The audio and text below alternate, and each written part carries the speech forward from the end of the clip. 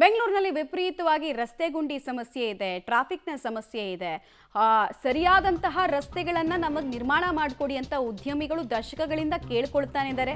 ಆ ಬೇಸರ ಅಂತ ಈಗ ಒಂದು ಪೀಕ್ ಸ್ಟೇಜಿಗೆ ಹೋಗ್ಬಿಟ್ಟಿದೆ. ಈ ಬೆನ್ನಲ್ಲೇ ಡಿಸಿಎಂ ಡಿ ಕೆ ಶಿವಕುಮಾರನ್ನ ಭೇಟಿಯಾಗಿದ್ದಾರೆ ಬಯೋಕಾನ್ನ ಮುಖ್ಯಸ್ಥೆ ಆಗಿರುವಂತಹ ಕಿರಣ್ ಮಜುಮ್ದಾರ್.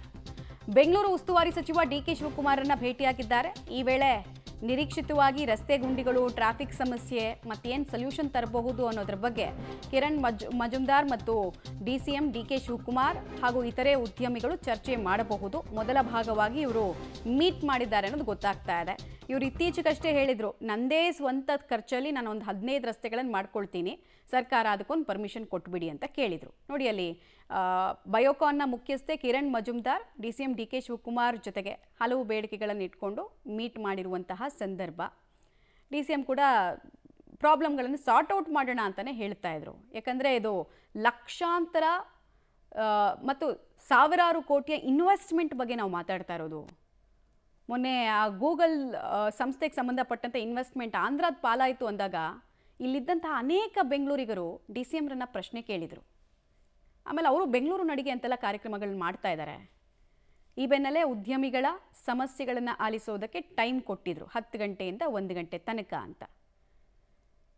ಈ ಡಿಸ್ಕಷನಲ್ಲಿ ಏನಾದರೂ ಫ್ರೂಟ್ಫುಲ್ ಡಿಸಿಷನ್ಸ್ ಆಚೆ ಬರುತ್ತಾ ಅನ್ನೋದನ್ನು ನೋಡಬೇಕು. ಫ್ರೂಟ್ಫುಲ್ ಡಿಸಿಷನ್ಸ್ ಅಂದರೆ ಆಶಾದಾಯಕ ಬೆಳವಣಿಗೆಗಳೇನಾದರೂ ಬರುತ್ತಾ, ಮತ್ತು ಕೂಡಲೇ ಅತಿ ಹೆಚ್ಚು IT ಪಾರ್ಕ್ಗಳಿರುವಂತಹ ಜಾಗಗಳ ರಸ್ತೆಯ ಹಣೆ ಬರಹ ಬದಲಾಗತ್ತಾ ನೋಡಬೇಕಾಗತ್ತೆ ನಾವು. ಮತ್ತು ನಿರಂತರವಾಗಿ ನಿಮ್ಮ ಪಬ್ಲಿಕ್ ಟಿವಿಯಲ್ಲಿ ಕೂಡ ನಾವು ತೋರಿಸ್ತಾ ಇದ್ವಿ, ರಿಯಲ್ ಟೈಮ್ ಪ್ರಾಬ್ಲಮ್ ಜನ ಅನುಭವಿಸ್ತಾ ಇದ್ದಾರೆ. ಈ ಉದ್ಯಮಿಗಳನ್ನ ಬಿಟ್ಬಿಡಿ, ಕೆಲವರು ಹೇಳ್ಬೋದು ಅವ್ರವ್ರ ಲಾಭಕ್ಕೆ ಮಾಡ್ಕೊಳ್ತಾ ಇದ್ದಾರೆ ಅಂತ, ಬಟ್ ಜನರಿಗೆ ಸಮಸ್ಯೆ, ದಿನ ಗಾಡಿನಲ್ಲಿ ಬಿದ್ವಿ ಅನ್ನೋ ಸಮಸ್ಯೆ, ಅದಕ್ಕೆ ಸೊಲ್ಯೂಷನ್ ಈ ಮೂಲಕ ಆದರೂ ಸಿಗುತ್ತಾ ಅನ್ನೋದು ನೋಡಬೇಕು. ಡೀಟೇಲ್ಸ್ ಕೊಡ್ತಾರೆ ರವೀಶ್, ನೇರ ಸಂಪರ್ಕದಲ್ಲಿ ಜಾಯ್ನ್ ಆಗ್ತಾ ಇದ್ದಾರೆ.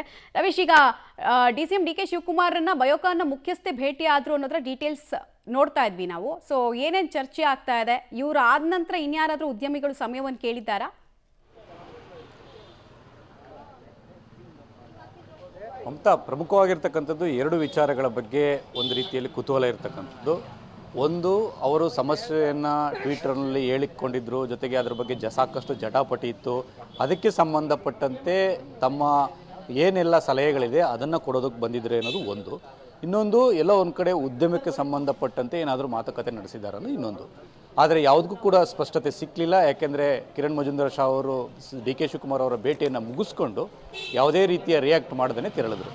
ಪ್ರಮುಖವಾಗಿರ್ತಕ್ಕಂಥದ್ದು ಇಲ್ಲಿ ಕಿರಣ್ ಮಜುಮ್ದಾರ್ ಶಾ ಅವರು ಆ ಒಂದು ಚೀನಾದಿಂದ ಬಂದಂಥ ಉದ್ಯಮಿ ಒಬ್ಬರು ನನ್ನ ಸಂಸ್ಥೆಗೆ ಬಂದಂಥ ಸಂದರ್ಭದಲ್ಲಿ ಬೆಂಗಳೂರಿನ ರಸ್ತೆ ಗುಂಡಿ ಮತ್ತು ಟ್ರಾಫಿಕ್ ಸಮಸ್ಯೆ ಬಗ್ಗೆ ಏನು ಹೇಳ್ಕೊಂಡಿದ್ರು, ಇದ್ರ ಬಗ್ಗೆ ಅವರು ಟ್ವೀಟನ್ನು ಮಾಡಿದ್ರು, ಜೊತೆಗೆ ಪ್ರಸ್ತಾಪವನ್ನು ಮಾಡಿದರು.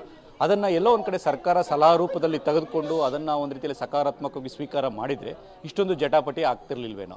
ಆದರೆ ಅದನ್ನು ಸಕಾರಾತ್ಮಕವಾಗಿ ತೆಗೆದುಕೊಳ್ಳೋದ್ರ ಬದಲು ಎಲ್ಲೋ ಒಂದು ಕಡೆ ಅದನ್ನು ನೆಗೆಟಿವ್ ವ್ಯೂ ಪಾಯಿಂಟಿಂದ ನೋಡಿದದ್ದೇ ಇಷ್ಟೆಲ್ಲ ಸಮಸ್ಯೆಗೆ ಕಾರಣ ಆಯಿತು. ಅಂದರೆ IT-BT ಸಚಿವರಾಗಿರ್ತಕ್ಕ ಪ್ರಿಯಾಂಕ ಖರ್ಗೆ ಆಗಿರ್ಬೋದು, ಡಿ ಕೆ ಶಿವಕುಮಾರ್ ಆಗಿರ್ಬೋದು, ಎಲ್ಲರೂ ಕೂಡ ಎಲ್ಲೋ ಒಂದು ಕಡೆ ಟೀಕೆ ಮಾಡಬೇಕಾಗತ್ತೆ. ಆದರೆ ಪದೇ ಪದೇ ಈ ರೀತಿ ಟೀಕೆ ಮಾಡ್ತಾ ಇರ್ತಕ್ಕಂಥದ್ದು ಸರಿಯಲ್ಲ ಅಂತ. ಜೊತೆಗೆ ಡಿ ಕೆ ಶಿವಕುಮಾರ್ ಒಂದು ಹೆಜ್ಜೆ ಮುಂದೋಗಿ ಎಲ್ಲ ಒಂದು ಕಡೆ ನೀವು ಬೆಳೆಸಿದಂಥ ನಗರ ಇದನ್ನೇ ಟೀಕೆ ಮಾಡಿದ್ರೆ ದ್ರೋಹ ಬಗೆದಂತೆ ಅಂತಲೂ ಕೂಡ ಒಂದು ರೀತಿಯಲ್ಲಿ ಹೇಳ್ಕೊಂಡಿದ್ರು. ಹಾಗಾಗಿ ಇದು ಜಟಾಪಟಿಗೆ ಕಾರಣ ಆಗಿತ್ತು. ಹಾಗಾಗಿ ಎಲ್ಲ ಒಂದು ಕಡೆ ನೇರವಾಗಿ ಬಂದು ನೀವು ಮಾತನಾಡಿ ನಿಮ್ಮ ಸಲಹೆಗಳೇನಿದೆ, ಸಜೆಷನ್ಸ್ ಏನಿದೆ ಅದನ್ನು ಕೊಡಿ ಅಂತಲೂ ಕೂಡ ಡಿ ಕೆ ಶಿವಕುಮಾರ್ ಹೇಳಿದರು ಅಂತ ಹೇಳಲಾಗ್ತಾ ಇದೆ. ಆ ಕಾರಣಗಳಿಗೋಸ್ಕರವಾಗಿ ಕಿರಣ್ ಮಜುಮ್ದಾರ್ ಶಾ ಅವರು ಭೇಟಿಯಾಗಿ ಅವರಿರ್ತಕ್ಕಂಥ ಏನು ವ್ಯೂ ಪಾಯಿಂಟ್ ಇದೆ, ಜೊತೆಗೆ ಅವರಲ್ಲಿರ್ತಕ್ಕಂಥ ಪ್ಲಾನ್ ಆಫ್ ಆ್ಯಕ್ಷನ್ ಏನಿದೆ ಅದ್ರ ಬಗ್ಗೆ ಕೂಡ ಡಿ ಕೆ ಶಿವಕುಮಾರ್ ಅವರಿಗೆ ಮನವರಿಕೆ ಮಾಡಿಕೊಟ್ಟಿದ್ದಾರೆ ಅಂತ ಕೂಡ ಹೇಳಲಾಗ್ತದೆ. ಅಂತಿಮವಾಗಿ ಅದನ್ನು ಸರ್ಕಾರ ಯಾವ ರೀತಿ ಕಾರ್ಯರೂಪಗೊಳಿಸುತ್ತೆ ಕಾದು ನೋಡಬೇಕಾಗತ್ತೆ. ಯಾಕೆಂದರೆ ಕೇವಲ ಕಿರಣ್ ಮಜುಮ್ದಾರ್ ಶಾ ಅವರು ಒಬ್ಬರದೇ ಅಲ್ಲ, ಸಾಕಷ್ಟು ಉದ್ಯಮಿಗಳು ಕೂಡ ಧ್ವನಿ ಎತ್ತಿದ್ರು. ಹಾಗಾಗಿ ಎಲ್ಲರನ್ನೂ ಕೂಡ ಇದೇ ರೀತಿ 1 to 1 ಕರೆದು ಮಾತುಕತೆ ನಡೆಸಿ ಒಂದು ರೀತಿಯಲ್ಲಿ ಸಜೆಷನ್ ಅನ್ನು ಕೇಳ್ತಾರೆ ಏನನ್ನು ಕೂಡ ಕಾದು ನೋಡಬೇಕಾಗಿದೆ. ಮಮತಾ, ಧನ್ಯವಾದ ರವೀಶ್, ನಮ್ಮೆಲ್ಲ ಮಾಹಿತಿಗಾಗಿ.